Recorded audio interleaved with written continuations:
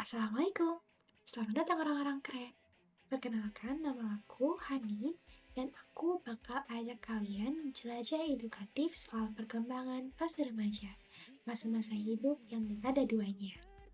Nah, sebelum itu, aku pengen kalian bayangin masa-masa SMA kalian beberapa tahun silam, ketika jerawat udah mulai satu persatu muncul, suara udah mulai pecah, sehingga rasanya denger TVN aja gak sudi. Atau mungkin saat kalian ngerasa teman-teman seperti menghakimi dari belakang. Gak bisa dilupain ya. Nah, jadi hari ini kita akan ngobrol bareng soal perubahan di masa remaja, khususnya media hingga akhir, yang meliputi perubahan hormon, fisik, hingga cara berpikir yang dewasa ini ketika kita ingat-ingat rasanya pengen geleng-geleng kepala, heran, dan penuh sesal. Semua dimulai dari satu sistem kecil di otak, aksis hipotalamus, hipofisis, gonad. Kedengarannya ribet ya, tapi gini sederhananya. Sistem inilah yang bikin hormon kita melonjak naik. Pada laki-laki, hormon testosteron mulai diproduksi. Hasilnya, suara pecah, tubuh jakun, hingga mimpi basah. Pada perempuan, estrogenlah yang meningkat, yang membuat payudara tumbuh, bibir melebar, dan datanglah menarki atau yang kita sebut sebagai menstruasi pertama. Masa remaja mania sekitar 14-17 tahun ditandai juga dengan namanya growth spurt atau tubuh yang cepat dan pesat sekali perubahannya, sehingga membuat remaja merasa mulai insecure sama penampilan, lebih sering mikirin apa kata teman sebaya, dan komentar-komentar yang mungkin menyakiti hati mereka. Kemudian, memasuki masa remaja akhir, sekitar umur 18-21 tahun, tubuh ini perkembangannya sudah mulai matang, tinggi badan sudah stop bertambah, dan fungsi reproduksi sudah siap. Juga ditandai dengan emosi yang lebih terkendali dibandingkan fase sebelumnya. Lain fisik, remaja juga mulai belajar soal cinta, hubungan, dan identitas diri.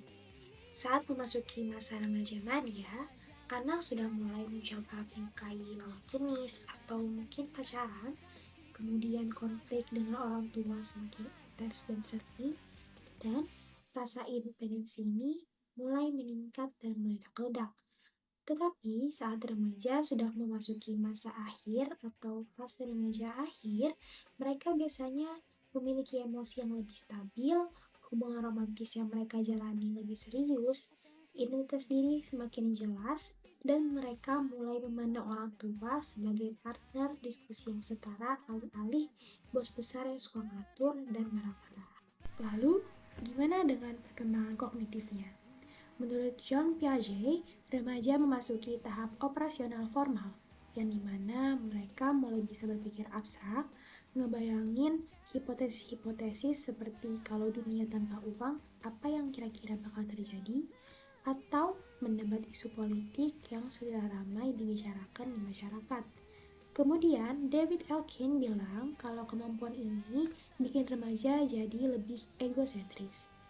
Egosentris adalah ketika remaja merasa semua mata tertuju padanya, atau yang disebut sebagai imaginary audience. Mungkin ketika mereka membuat kesalahan sedikit saja, rasanya seluruh orang menertawakan dan menghakimi mereka. Selain itu, egosentris juga berupa personal fable atau ketika remaja merasa unik dan kebal resiko. Contoh sehari-harinya adalah remaja yang yakin bakal aman dan selamat sampai tujuan, padahal di jalan mereka kebut-kebutan dan gak pakai helm. Atau percaya bakal gak hamil atau menderita penyakit seksual padahal berhubungan tanpa alat pengaman. Kedengarannya konyol banget kan? Nah, tapi memang inilah yang terjadi di masyarakat kita. Semua perubahan ini bisa bikin remaja kewalahan tentu saja. Nah, gimana cara mendampingi mereka? Adalah framework Castle tentang Social Emotional Learning atau yang disingkat sebagai SEL. Nah, di dalam SEL ini terkandung 5 kompetensi inti. Ada self-awareness, yaitu membantu remaja untuk mengerti emosi dan kekuatan diri mereka. Self-management adalah kemampuan untuk mengatur stres dan mengontrol dorongan diri. Yang ketiga adalah social awareness, ketika remaja diajarkan untuk berempati dan menghargai perbedaan, seperti budaya atau pendapat. Yang keempat adalah relationship skills, komunikasi sehat dan bisa menyelesaikan konflik dengan baik. Kemudian yang terakhir adalah membuat keputusan bijak dan memikirkan konsekuensi. Seperti contohnya mereka diajak oleh teman untuk melakukan mabuk-mabukan atau menggunakan narkoba. Kita berharap remaja bisa membuat keputusan yang bijak dan memikirkan konsekuensi ke depannya. Nah, jika kompetensi ini dilatih di sekolah, rumah, bahkan komunitas, remaja bisa lebih siap menghadapi masa transisi yang penuh tantangan ini. Nah, jadi sudah kita ketahui kan kalau masa remaja ini memang ibarat roller coaster. Hormon naik turun, tubuh berubah drastis, pikiran makin liar. Tapi di balik itu semua, remaja sedang dalam proses membangun fondasi mereka menjadi orang dewasa. Dan kita harus membimbing mereka alih-alih menekan, apalagi menghakimi. Toh kita juga pernah mengalami hal yang sama kan? Karena kalau remaja bisa menenangkan diri, memahami emosi, dan mengambil keputusan bijak, mereka bukan hanya siap menghadapi masa depan, tapi juga siap menciptakan masa depan.